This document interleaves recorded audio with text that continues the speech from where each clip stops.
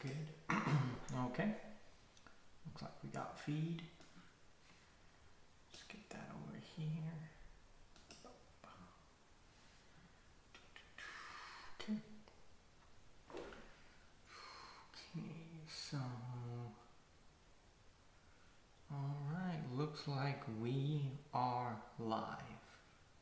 Let's go check it out over here too. Oop, gotta mute that.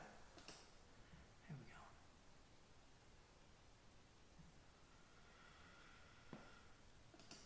go. Awesome. Oh, I pull up Facebook. So if anyone is in the chat, we can answer them.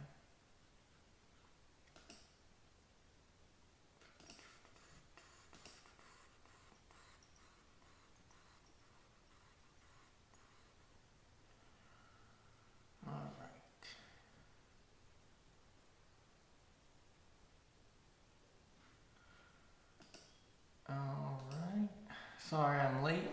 Just gonna finish up a few things, make sure everything is good, and then we can get started.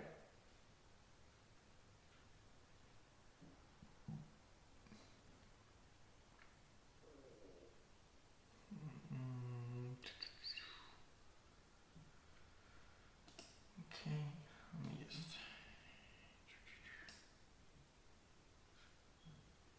I just want to make sure one more thing works. We're going to try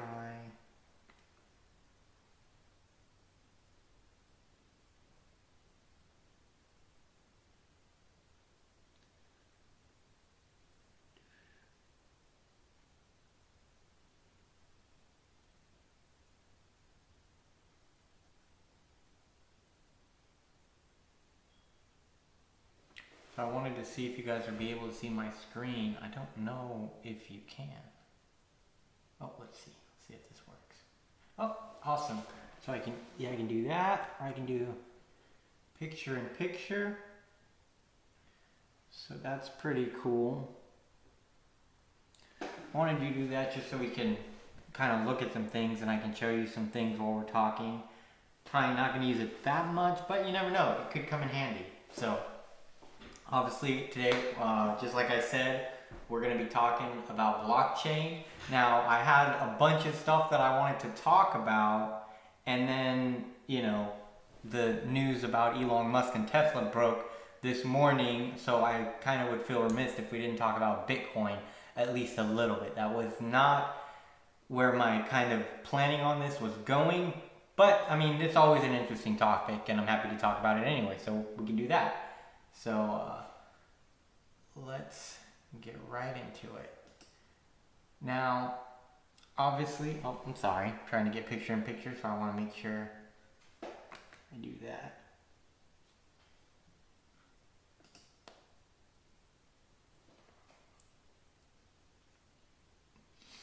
I'm just trying to make sure everything works for you guys, so...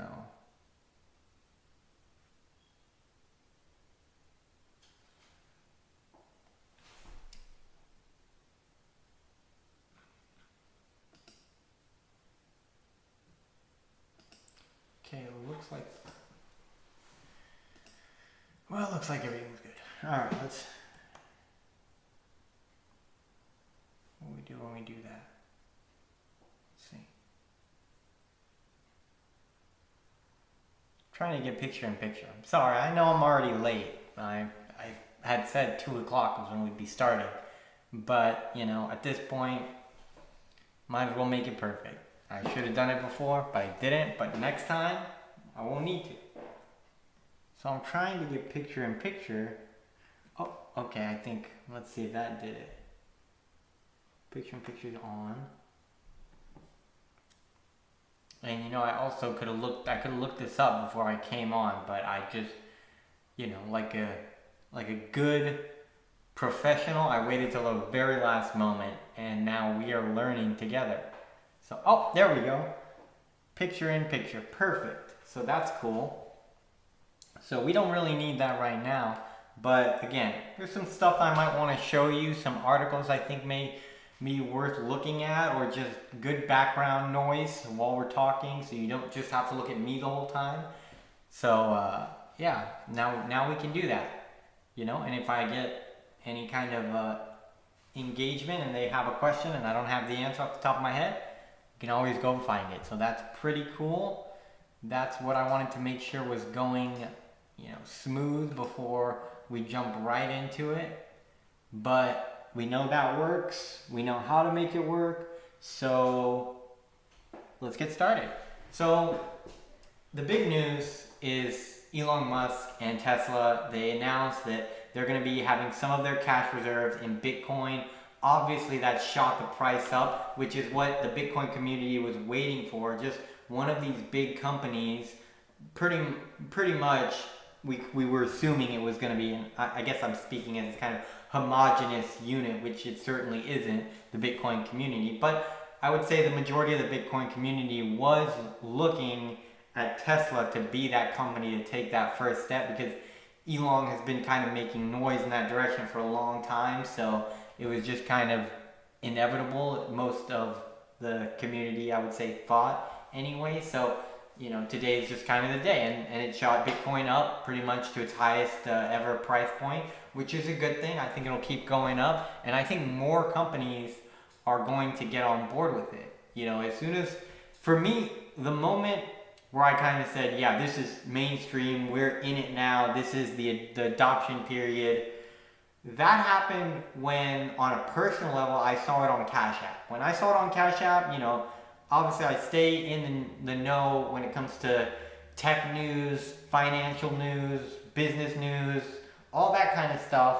But to see it on a ground level like that really kind of opened my eyes and said, wow, now it's here to stay. It's not going anywhere. All these, people like Warren Buffett, who himself will tell you, well, I know how to sell chewing gum, but I don't know how to sell computers. And then also tell you about this software that, he's making a prediction on it, like, well, but you don't know how to sell computers, why computers sell, You had Bill Gates, obviously the go-to guy when it comes to that kind of investing stuff, sit down and try and break it to you, and you still didn't get it. So, I don't know what Warren Buffett would know about that stuff, but I mean, I value his opinion on just about anything else when it comes to, your finance, business. I think he's the Oracle of Omaha, but he doesn't know anything about blockchain or Bitcoin or cryptocurrencies or anything like that. I really don't believe, to just kind of, the way he kind of shuns off the tech, I don't think he really understands it, and, more power to him. He doesn't have to. He's got $1 billion. He doesn't have to understand or care about anything he doesn't want to care about. So, but this idea that it's going to go to zero, I pretty much think that we can kind of forget that. Obviously, it's never going to die, as ideas tend not to. But, hey, I don't think you have to worry about it anymore. Does that mean there's not going to be more fluctuation, more dips and dives, and all kinds of crazy stuff? I don't think that at all. I think definitely we'll see a lot of dips and dives as it kind of gets to that point where it surpasses gold and becomes a reserve currency for global markets and trans country exchange. So, I predict it'll grow, and I think that it's one stake in the ground, but we've got a lot more to go. But this is a big, big thing, and so I'm happy about it. But again, I didn't really plan on talking about this a lot. I don't have much more to say about it other than to just give my general opinion on it and kind of my reaction. I'm excited. I'm happy. I'm glad. I wish I had bought more before, but what can you do? Like I said, it's going to go down, and I'll buy more when it goes down, and it's going to go up, and I'll buy more when it goes up. So, all's well that ends well. So, off of that topic, now I really want to get to the main reason why I wanted to have this stream and what I wanted to break down. And I think I should preface this by saying I'm not I'm not a blockchain expert, in a sense that I'm not someone who can read the code and analyze it and build blockchains himself. Hopefully, maybe one day. But I'm not that guy. I'm a guy who looks at the technology, finds people who I value their opinion based on their experience and their interest in the field, where they have a stake in promoting what agenda. And, you know, I listen to what they say, and I listen to countervailing opinions, and then I draw my own conclusions. And so here's what I really want to talk about: the sectors that impact me with blockchain, because I think that's where I have a little bit more insight than just your average blockchain enthusiast. And so I think it'll be really interesting to kind of hear my opinion. So those two sectors primarily are going to be marketing, and they're going to be real estate. Those are where I build my whole business kind of understanding of. That's how I make my living. So that's what I know. So I really want to talk about how blockchain, you know, kind of some of the theoretical, and by theoretical, that doesn't mean there aren't currently things out there that are doing exactly what I'm going to describe. But for now, you know, I want to say theoretical because they're not mainstream, they're not widely adopted. They still have a lot of room to go before they're, you know, the one that we know is going to be here to stay. And because there's still, it's the wild, wild west in the blockchain kind of sphere. And so, you know, let's start with real estate, because that's one I really like, and then we'll go to marketing, because that's one I like them both. I wouldn't do them for a living if I didn't like them both, but I think real estate's the one I'm really excited about, because it's just such a big, you know, cemented kind of traditional industry that hasn't really, you know, apart from Airbnb and maybe a couple other things, not to say there isn't innovation happening there, but it's not on the kind of level that, for example, marketing would have. Where in marketing over the past 20 years, I mean, it's not anywhere near what it was 20 years previous. It's a totally different ball game. All these new skills that you have to learn, and you know, things you have to adapt to, and you know, there's just a lot of growing every single day within that sphere. So, you know, that's interesting in and of itself, and I'm gonna love to talk about that, but I really want to focus on where there hasn't been innovation, and where, you know, I'm on the shorter end of the kind of where I think the timeline is. I'd say 5 years, 2 to 5 years.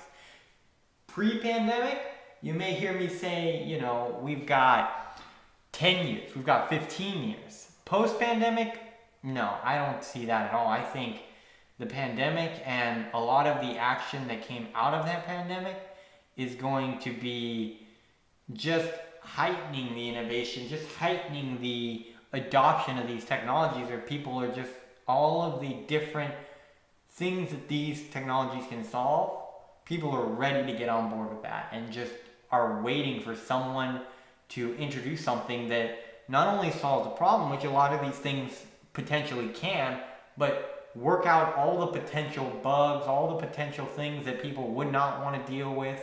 It's still early tech, so we've got to, you know, it's a first generation tech, you know, so we've got to iron out those wrinkles and make it perfect for the average consumer, not the person who's going to sit and read, you know, Reddit forums and listen or read Discords, and, you know, watch YouTube videos and go into all this in-depth research just to use a product. There's a lot of people that are going to do that, and more power to those people. I think that's a good thing. Those people definitely need to be around to, you know, to get that that momentum. But at the end of the day, you're not going to be mainstream technology until you can introduce that technology to a person who, you know, it's not their passion, it's not their, you know, main source of income, it's not their main source of entertainment. It's just a thing that may or may not make their lives better, and if they have some free time, they may or may not experiment into whether it can solve a problem for them. So until it gets to that person, and that person is happy using it, it's not going to be mainstream. So yeah, that's where I am on that. So with the real estate kind of element of blockchain, let's go back to the Warren Buffett thing, where he kind of says, oh, well, you know, it's just a digital ledger. Even that in itself is impressive, but it has no real value, let alone brand value, which, I mean, again, to the marketing element, and I guess I'm going to jump between spheres every now and then, but to the marketing element, there is value in a brand. I mean, just ask Nike. So there, to the idea that, you know, Bitcoin, I guess is where I would be talking about when I refer to Warren Buffett, because he refers to Bitcoin. That in of itself has the brand of Bitcoin, which enables the trust factor for people to get on board without feeling like, oh, well, tomorrow I'm going to wake up, it's going to be at zero. You know, when you have something as big as the brand of Bitcoin, it's very unlikely that overnight or even over, you know, a relatively short, in the grand scheme of things, I'm talking 2 to 5 years, that it would just shrink and implode in on itself. It seems kind of illogical. So, you know, when Warren Buffett talks about the utility of Bitcoin and what it offers, well, there it actually offers a lot. So that is where we're coming to the real estate field, and more specifically now I'm going to go down to blockchain. So the blockchain technology, where you really get the two parts of that I think are going to be really fundamentally market altering, is the smart contracts and the micropayments. Now, micropayments will save more for the marketing part of this talk, because I think that's where you really get a lot of the upending of the traditional model of payment and purchase and everything like that. Obviously, there's levels that will apply to in real estate, but really in real estate, where I think you're going to see a lot of upheaval, is that smart contract, and that's not really something that blockchain offers. That's more of an Ethereum kind of element. But in the sphere of real estate, I mean, we could talk about all the, oh, well, I can, you know, buy and sell a house between two people and never need a third party, and, you know, just do a transaction like that. And that's all fine and good. You know, you can write a smart contract and make it happen that way. And, you know, certainly that's got to be impressive. I mean, the fact that first time in who knows how long since modern real estate has been going on, that we've been able to, you know, do a deal between two parties, and you don't need a lawyer, sorry, I'm blanking on the term. Let's just say a real estate lawyer. I know that's not a real estate attorney, that's not the word, but it's fine. You won't need a broker, you don't need a real estate agent, all these different parties, you don't need them now. Does that mean you wouldn't want them? That doesn't mean there still may not be there still may be a place for them within that sector. I think there certainly will be. You know, I don't think this thing happens overnight. I think there's going to be a lot of opportunity for people who are already in, you know, a industry where it's changing, but you're already in it. You know, you already know the ins and outs. There's going to be a lot of room to adapt and get on the boat before it leaves. Now, once it leaves, yeah, there's going to be people who aren't able to adapt, who look at it and say, well, this is just a bubble, it's going to pop, and, you know, this is a fad, it's going to pass, this isn't going to be something that's going to really affect me. I think they're going to be left behind. I think there, yeah, you will see some problems. And so that hopefully these kind of videos help those type of people to kind of look at this and say, well, how can I get more into this? How can I understand this? And that doesn't mean go out and, you know, become obsessed with blockchains and cryptocurrencies and all that kind of stuff. It just means watch, keep your eyes open, because when this stuff does get mainstream, there's going to be a much smaller window of opportunity than the people who were, you know, who were calling it a long before it became mainstream. And you know, they'll have obstacles too. I mean, they'll have obstacles of trying to see, okay, well, which one's going to be the winner? Okay, if I've got two blockchain networks, which one's going to be the prevailing blockchain? I mean, at that point, we don't know, you know, because we have to wait for them to become bigger and grow and get more adoption, and whichever blockchain is going to do that, it's anyone's guess. Now, when it becomes mainstream, you have the benefit of not having to guess. But you've got the downside of that small window where you've got to get in, you've got to figure out how I can take this and apply it to me so that it doesn't put me out of business. And so, you know, hopefully this kind of lightens people to that. But really, I'm interested in the rental element of it and the shared economy element of it, all of that stuff to me just seems like such a liberating, new wave of commerce, of business transactions, of different ways of doing things, of upending the status quo. And I love technology that does that. So, we need platforms now. We need a place like Airbnb to facilitate a transaction between someone who owns a property and someone who would like to rent out that property for a given amount of time. We need intermediaries like that. And if it's not a platform, if you're, going less from the shared economy, kind of micro exchange economy to a more rental based or lease based where, for the foreseeable future, or at least for the next year or two, they're going to be living there. It's not a vacation, it's where their, primary residence is going to be. For that, there's still a lot within the blockchain that it's going to upend, when we talk about people who need to get on board with it, or at least be open to this change. Again, intermediaries that facilitate these transactions, from, people who run housing offices to people who finance for apartment complexes. Even the marketing that goes into putting tenants in apartment complexes. And again, we'll save that for the market. But where I really get interested, where my eyes really stay focused, is on the platforms. Because I think that's where you're going to see the biggest potential for upset. These platforms can't, and I don't think they're dumb. I don't think, people at Airbnb don't have an R&D department thinking about, okay, what technologies can really, make or break us in these next 20 years. And I don't doubt blockchain is in that category. But really, what I'd be interested to see is a platform that can, or a blockchain, I would guess, blockchain platform, I don't know how interchangeable the two words are really, that allows a person who wants to rent a property, or a person who wants to rent like an Airbnb, a vacation property, a temporary property, whatever you want to call it. It would allow them to do it completely without the platform, completely without taking out a portion.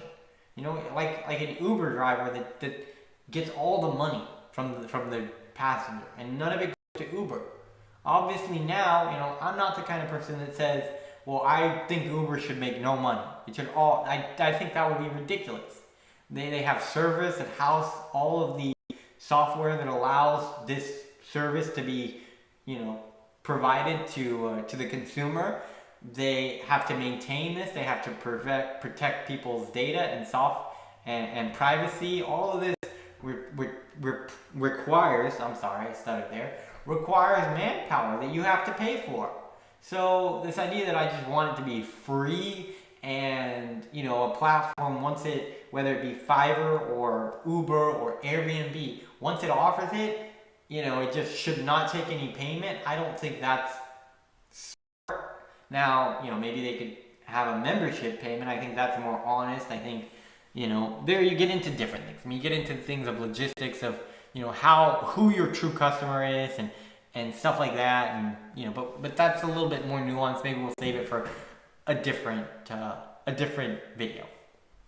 So, with this, really, I'm talking about, if you don't need that upkeep, if you don't need those servers, if you don't need that data in one spot, and someone having to pay for that conciliation of data, then you don't have to pay the platform. If the platform is just an algorithm, if there is no CEO, like there's a CEO of the platform of Airbnb, there's no paycheck that has to be written to the CEO.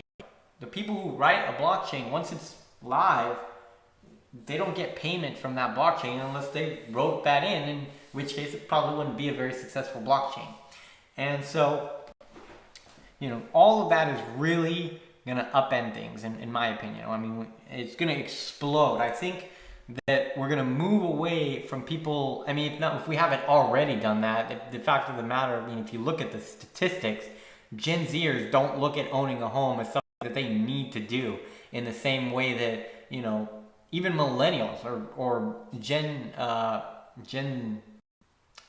Xers, I believe, or Gen Xers, or certainly baby boomers. I mean, baby boomers, that was the thing, is you buy a house.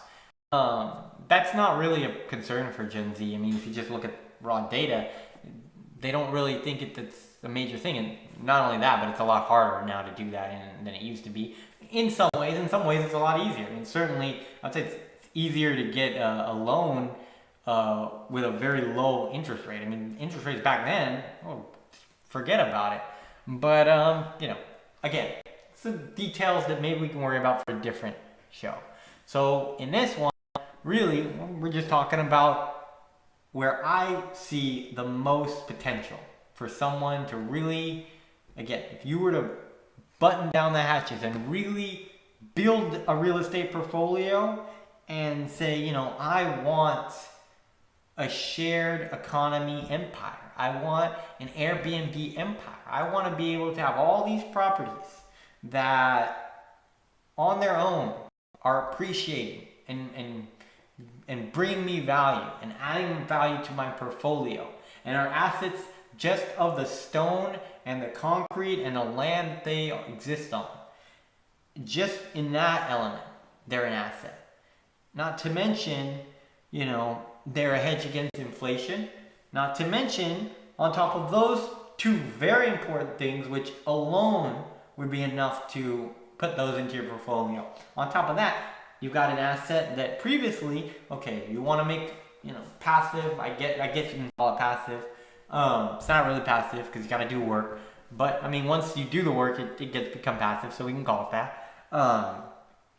You've got, you know, for the vast majority of those, you got to put a tenant in there. They pay every month, and you get that rent every month. And once you pay down the mortgage with a piece of that rent, you get the profit, and you know, a piece of it goes into if something breaks in emergencies, you got to fix that. But after that, you should have some profit. Ideally, you don't buy property, you don't do all the work that goes into putting someone in that property to not take a profit. So, you know, for the vast majority of time, that was the model. Airbnb comes along, says, hey, we got a different way we can introduce you to the shared economy. Now you can make even more money. You can make hotel money. You can rent out your property for a day, for a weekend, for a week, and you're going to charge, you know, double what you would charge for a renter. If you're charging a renter $1,000, you're going to make $3,000 on this rental property if it's booked up the whole month. So, you know, but a piece of that is always going to have to go to Airbnb. And like I said, you can't not expect that. I mean, all they do to give you that platform and create that economy, it should be rewarded. I mean, they're advertising, they're improving the software, they're protecting your data and privacy. Does that mean they're perfect? Does that mean they do everything right all the time? No, I don't think any company does. But the benefit to the consumer, I think, is worth the payment that has to go in. That, you know, it comes down to the consumer. The consumer is paying a premium because a piece of that goes to Airbnb, and then, you know, obviously the renter is going to pay a piece of that too. And so, you know, all that said, now imagine if we could get all the stuff that Airbnb could do with none of the Airbnb part. Oh, well, yeah, you got to give us a piece. And like I said, it's not bad. It's good for them to ask for a piece. You know, keeps the software fresh. But the software can, in another form of technology, you know, blockchain form of technology, it can remain fresh, and also, and also it can be completely free of profit, kind of profiteering. You know, there doesn't need to be a CEO. There doesn't need to be an accountant. There doesn't need to be shareholders. It's just platform. It's just a tool. It's like the internet. No one just off the internet of itself, off the World Wide Web. No one is just there making money when someone goes onto, you know, whatever browser they choose.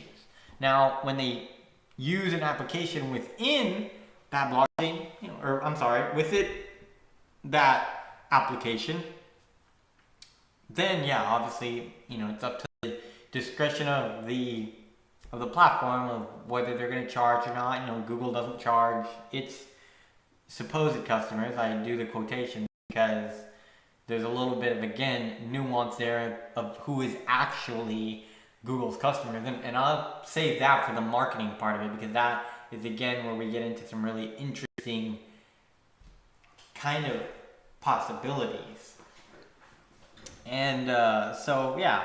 But in that scenario where you have a blockchain, an Airbnb type blockchain that is offered to the shared economy so people can transact with a trust element, but also not need, you know, an intermediary.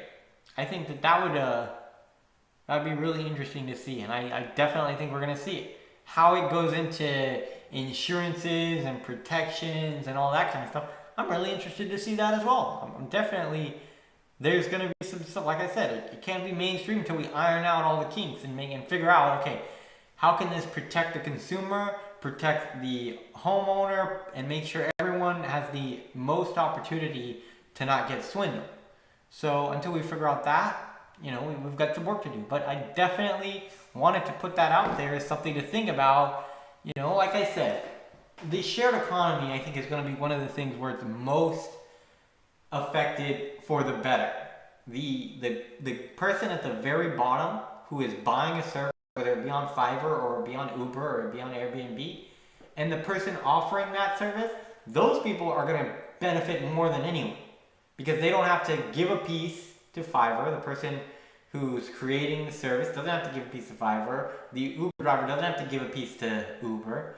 And the consumer, in theory, would get a better price, because now the person who's made the deal with the shared economy platform doesn't have to, you know, kind of charge more to offset their costs. So I think there we're going to see some really cool stuff, and I'm really excited. And I wanted to put that out there. You know, maybe we'll come back to this video in 2 years and I'll get to say I told you so, or I'll get to say, well, man, I was really wrong on that one. So, you know, if nothing else, if I provided no info, no new insight, no extra entertainment, at the best possible scenario, we'll have this in the books, so that in 2 years we can come back and either I'll get to say I told you so, or you'll get to say I told you so. Either way, it's going to be great. I can't wait. It'll be like a birthday present, or oh my god, skipping out on all my vocab today. A time capsule. It'll be just like a time capsule. We can plant in the ground, you know? So, yeah, I think that'll be really cool.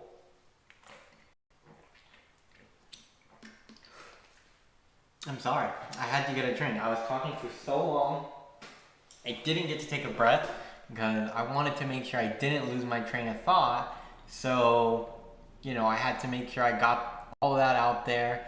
And yeah, so excuse me for that water chug that was kind of violent. You know, it had to happen. So I'm just checking my notifications right now if I've got any kind of messages or anything. I want to make sure I respond, so give people a chance. So it doesn't look like I do, so that's fine, that's good, no problemo.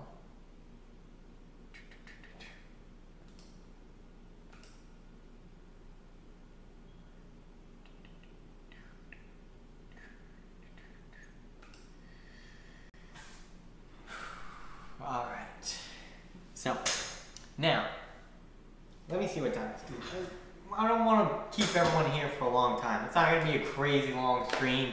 45 minutes is how long I plan to go on. I took an extra 5, I guess, for that whole Bitcoin news. Super excited, ooh, crazy. So that took some of that time, but I think I'll give that back. And ooh, wow. I don't know when I signed on. I know I missed the 2 o'clock time period by just a little, maybe 10 minutes, maybe more. We're already at the 2:45 mark. That's when I plan to be out of here, and I haven't even started on marketing. So, pretty cool. One thing I did really want to talk about, because I think that this is one of the reasons why people who had no interest, no reason to care about blockchain, I think this is one of the things I really think is important for blockchain. And maybe I'm making a stretch here. Okay, maybe these things don't connect. Maybe I just want the content and the clicks and all that kind of stuff, but humor me, okay? I'm gonna pull up something. Now is the time when I get to go and use the process that I spent the first 5 minutes figuring out, and basically keeping us on the hook, and not really getting into the meat and potatoes. But I did it for you. I did it so we can look at this now. So let me do that. Let me pull this up, and I'll try and keep talking so you guys aren't sitting in silence, because there's nothing worse than sitting with your own thoughts. Okay, sorry.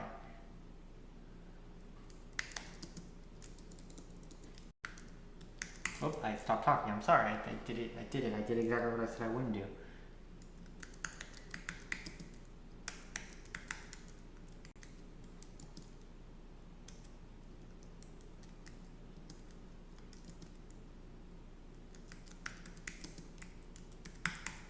Okay, you're just gonna have to bear with me. I'm not used to talking and typing at the same time, so it's hard, so my hair keeps getting in my face too, keeps puncturing my eye, so I'm sorry, okay? I'm sorry. That's just bear with me. Sorry, I didn't mean to yell at you. Okay.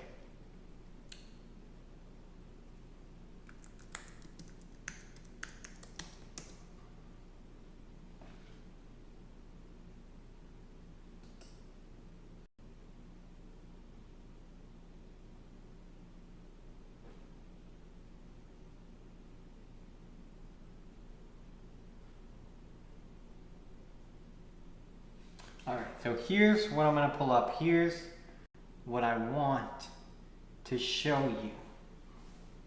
And here is ultimately, let me premise it, here's why we need blockchain. Here's why we need decentralized products that have no central control, no one who can potentially pull the strings out and pull the rug out from under us and limit what we're allowed to consume as far as content, as far as information, as far as even opinions.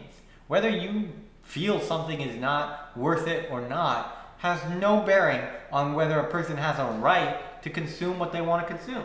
So let me pull this up and let's talk about it. Let's deconstruct it, okay? So I believe it's up.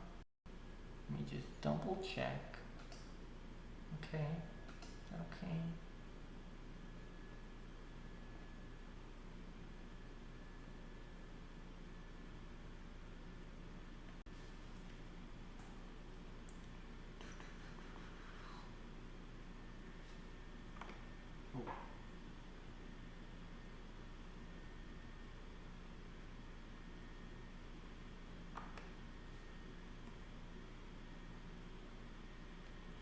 I think this'll do it. I don't know. I'm still new, okay? Come on, guys. You gotta give me a break. So, oh man. I can already hear my my MacBook just, I can hear the fan turn on, and it's like, and in fairness, I was already using it before I got on the stream. I have other, like I said, I'm in marketing, I'm in real estate. It's basically my job is to be on a computer. Any point I'm doing work, it's on a computer. So I was already pushing this baby, and then didn't help that as soon as I finished, I was like, oh, I forgot I have a stream today, and then I hopped right on the stream. So that probably doesn't help, but it's a trooper, so I think it'll be okay. And I don't see the screen I wanted to show you. I don't see it popping up.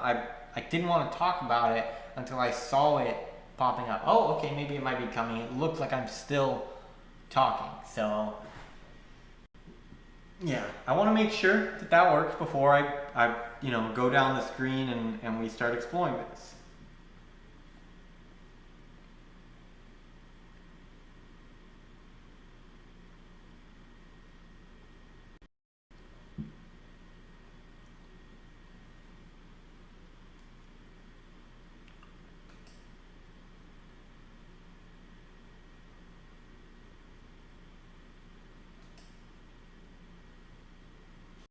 Oh, okay, so I see on read. Okay, so maybe, interesting.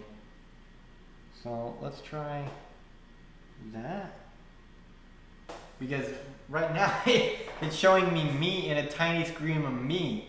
So anyone who was watching, that's what they were seeing. Oh, I think we got it. I think we got it. I hope we got it. To be honest. Okay. Okay, so that's where we went back to the tiny screen of me. So,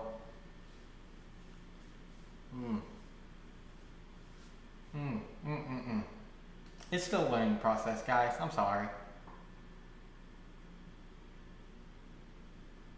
See, okay, and right here we got a little tiny picture of me. The big picture of me. So, could be better. Could be better. I will say, I will not lie to you guys on that. Alright,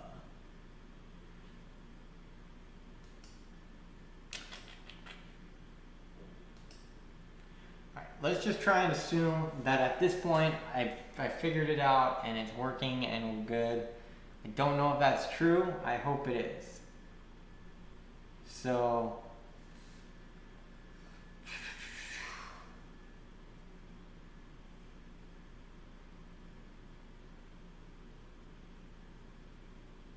man, I just really, oh look, we have been going for 40 minutes. So, yeah, we're definitely on track. I guess right now we'll talk about the marketing thing because I can't get this to, I think I can. I mean, I did in the video, but then I switched it, so now we have to see if I'm gonna figure it out again in my in this video version of it. So whatever. Okay.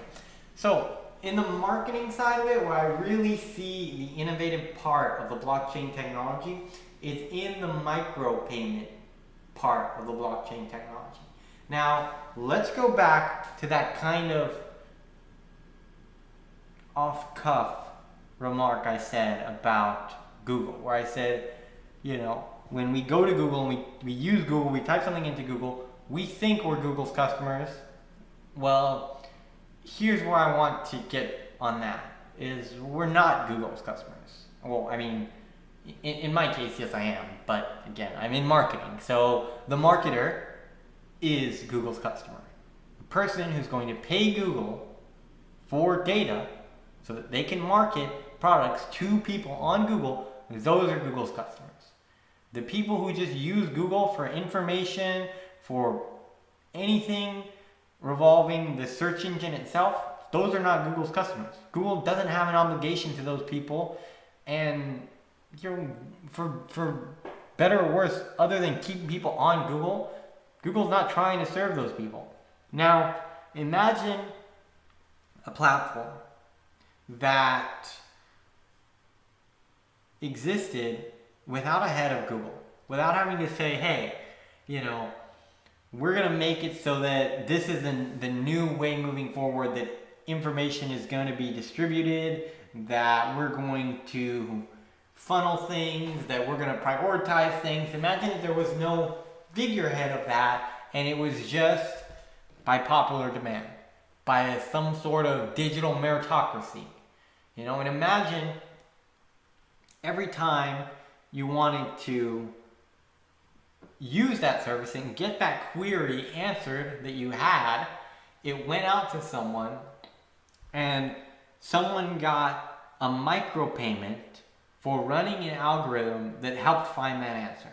And not only running that algorithm to help find that answer, running that algorithm to create the information highway that data that you need, that you ask for, is going to be on.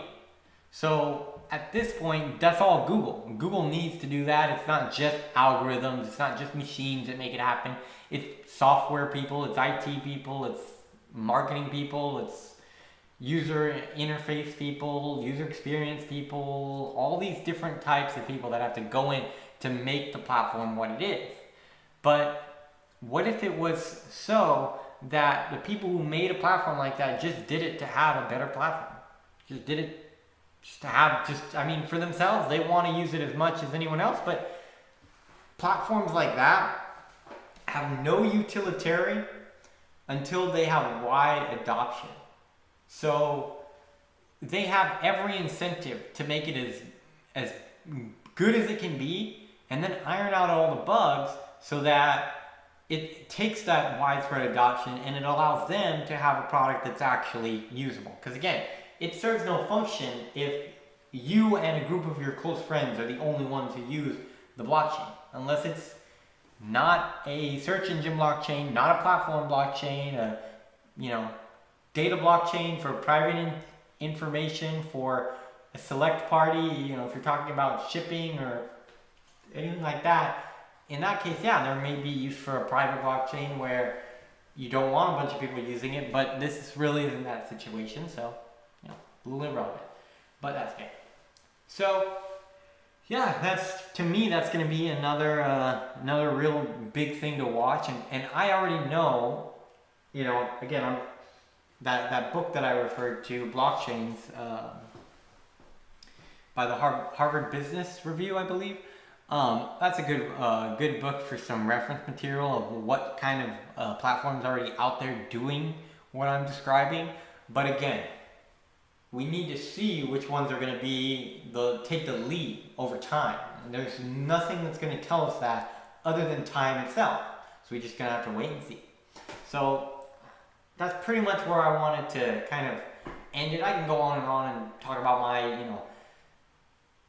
we can kind of imagine, if we will, different scenarios and different possibilities, but I think I've expressed my excitement at this point. I think everyone kind of understands where I stand, and where I want to be one of those people to get on board early. Not too early, like I said, I'm not going to go in and get full blown invested in it to where I, say, oh, this one's the right one.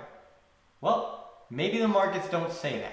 Maybe it turns out for another reason that I could not have predicted, or that I could not have foresaw, there's another one, or a newer tool on the block. So I can't know, but I will say that when I see mainstream elements of a product, like, for example, Bitcoin and the Cash App scenario, where on a very personal level, individual, apart from all the data analysis and conjecture from that data analysis that we can do on just a pure individual pragmatic level, it's here, I see it, and if I had never typed the word blockchain into a Google search bar, it's now in my face, and I can't get away from that now. That's where I start to say, okay, I need to start paying, you should start paying attention beforehand. That's kind of the whole point behind this speech, is that you should have your eyes open to what's to come. Where the rubber meets the road, where you put the pedal to the metal and say, okay, it's go time, is, like I said, when you see those hints of where, okay, now it's trickling down into my everyday life, to where if I wasn't invested, I can't run from it anymore. I can't hide from it anymore. You can't live in America, not in the middle of, the wilderness, and not know what blockchain or what Bitcoin at the very least is. Not at least have heard of it from, that crazy Tony Stark-esque type Elon Musk guy to, the Winklevosses who invented Facebook, and now they're talking about Bitcoin. It's here, and it's here to stay. Even negative things people say, will introduce people to it just by default. Even Warren Buffett saying, well, I think it's stupid, and anyone who invests in it, it's stupid. They're going to lose their money. It's like gambling. Even those guys are unknowingly benefiting blockchain and benefiting Bitcoin by just uttering the word, just letting it seep into people's ears. It's just making it more popular, and that brand awareness, that's valuable. I mean, maybe Warren Buffett will tell you otherwise. He certainly has more leg to stand on than me as far as what he's produced for an economy. But again, guy said himself, I don't know computers, I don't like computers, I don't care about computers. Computers will not affect the way people chew gum. Therefore, why should I care about them? That's that guy. That's not me, that's him. So all that is just better for the Bitcoin tech in general. So yeah, we're done with that. That's where I stand on it. Let's get to this because I can see now it worked. I pulled it up. I can show you guys this whole time I've been talking in this little box. That's okay. So, here we go.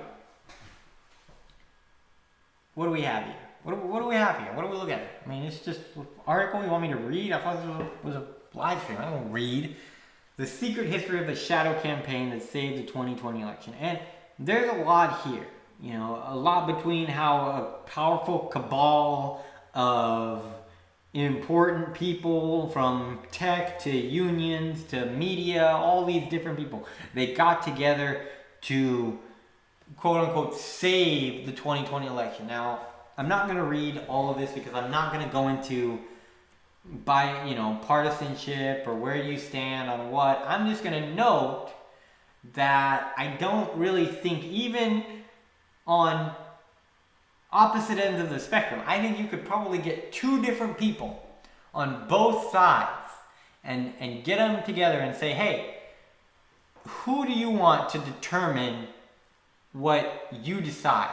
Do you want it to be someone that isn't you, that's feeding you information, choreographing this information, figuring out how you should vote, and then packaging it up for you so that then you can decide? Or would you rather just be left to your own devices?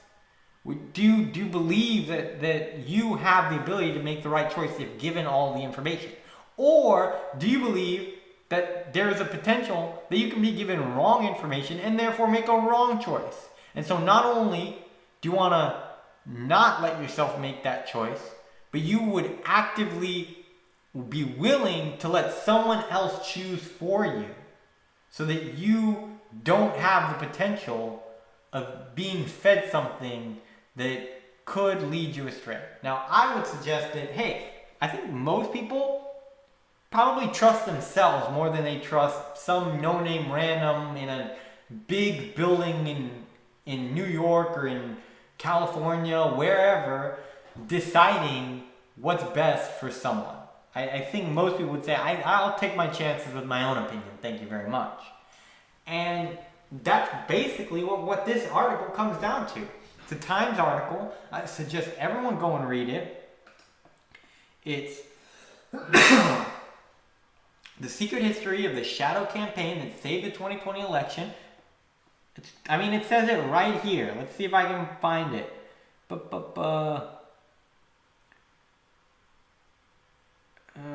It says right in the article, a powerful cabal of influential people that band together.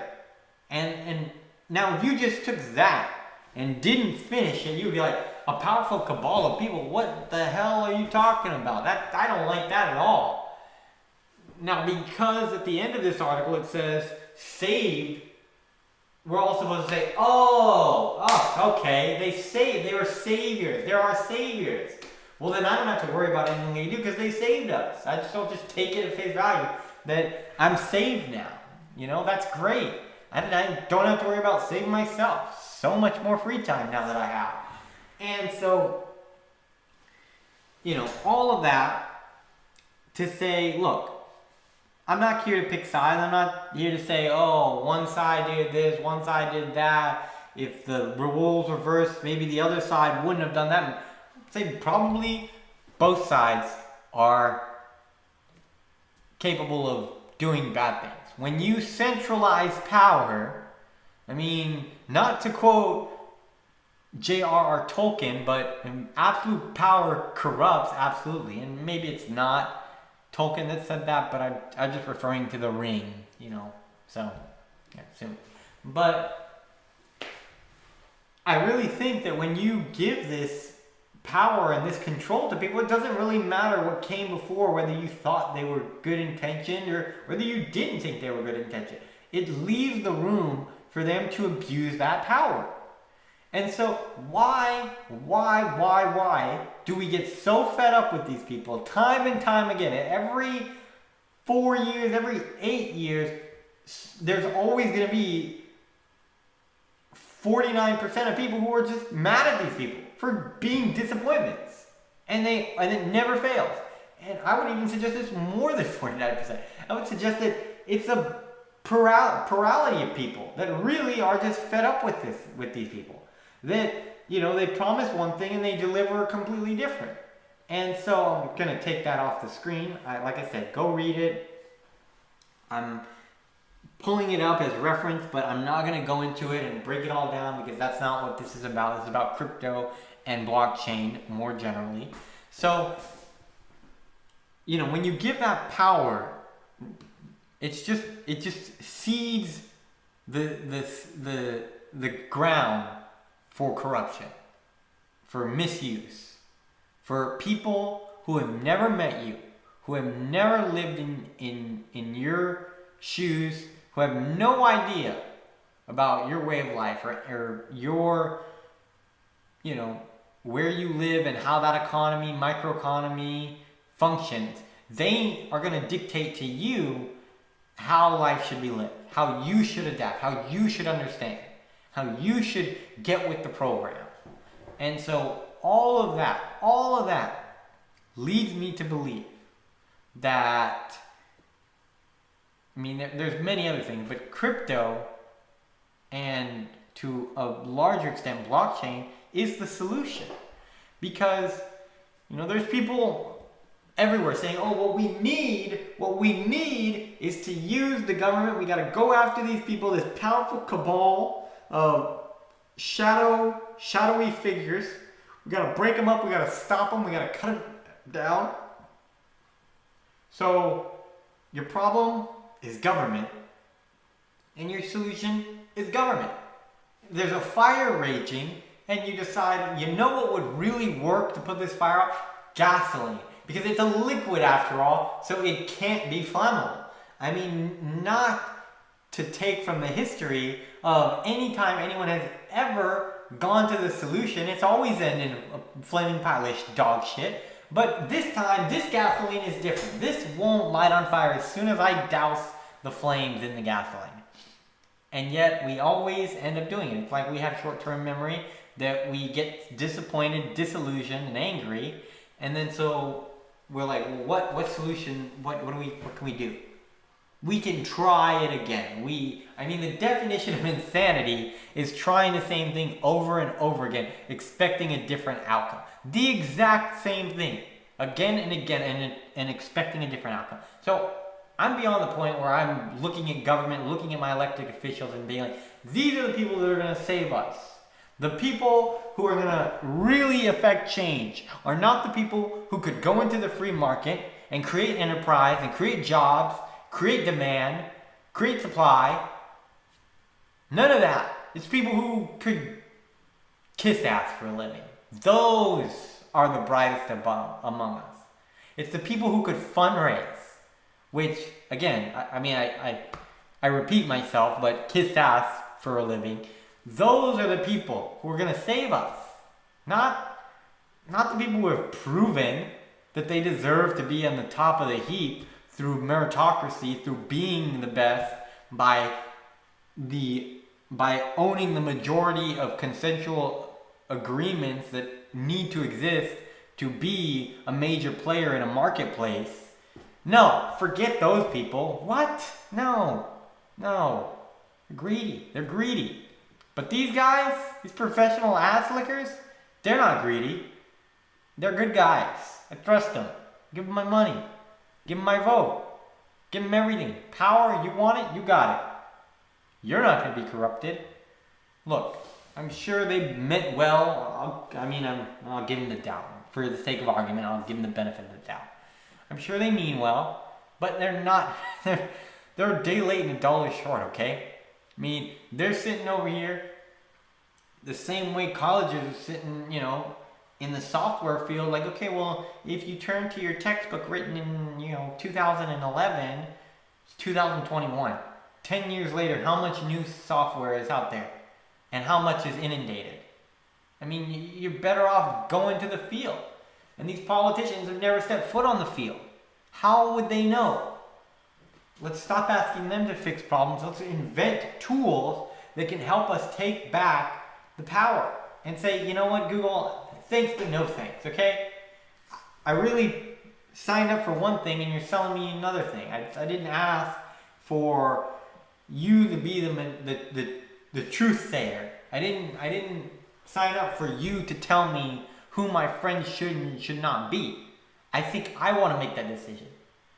Can I be led astray? Of course. But I much more believe so that I'm better off dealing with my life than I'm better off handing it to you. And so that's what blockchain offers. It offers us to take that control back from Facebook, take it back from Google, and say, hey, no, you're not going to control the levers of power anymore. We're going to give power back to the content makers, to the producers, to the people who actually make the platform valuable. Every single person who logs in and uses it. Those are the people who make it valuable. The people who put stuff on that platform to be indexed, and the people who go on the platform to index it. All of those people should be getting the best deal that they can possibly get. And currently, they're not getting the best deal they could possibly get. They're being hoodwinked. Okay? And as of right now, maybe that's all there is to be offered. I personally don't use DuckDuckGo. So I personally think Google does a good enough job of indexing. But recognize you're not their consumer. When I use Google, when I go and try and find information on Google, I'm not their consumer. I'm not their customer. When I go to pay to run targeted ads, then I'm Google's customer. Then they want to help me make money. Then they want to sell something to me. And that's not a bad thing, but let's recognize that. And maybe there's something better just over the horizon. So I think that's a pretty good note. I'm really happy with that. So that's where I want to end it. So I appreciate it. Thank you for tuning in. Tune in next time. I don't know what the topic is because it's not all going to be blockchain. Okay? We're tech, we're entertainment, we're business. I got a lot of things. Okay? Not one trick pony. I can do many tricks. So hopefully we'll have a new topic next time and we'll get just as deep into it and I'll flip out and that'll be good sound bites. So yeah, appreciate it.